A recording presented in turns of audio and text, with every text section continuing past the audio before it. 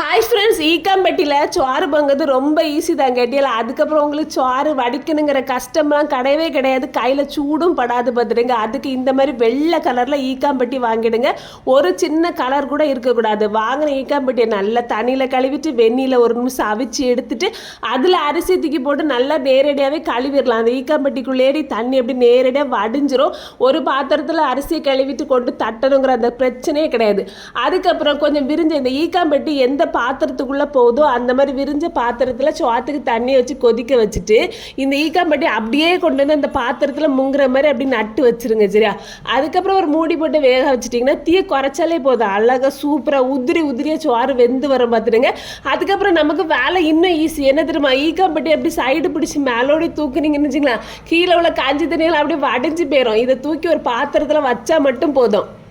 நான் என்ன பண்ணியிருக்கேன், ஒரு பாத்திரத்துக்கு மேலே ஒரு சின்ன வளையம் வச்சுட்டு அதுக்கு மேலே ஈக்காம்பட்டி தூக்கி வச்சுருக்கேன் பார்த்துருக்கேன். ஏதாவது கொஞ்சம் கொஞ்சம் தண்ணி எதாவது இருந்தால் வடிஞ்சு போயிடும். நல்லா இருக்கும். எப்படி மூடி போட்டு மூடி வச்சுட்டு சோறு தேவைப்படும் போது போட்டு தின்ற வேண்டியதான்.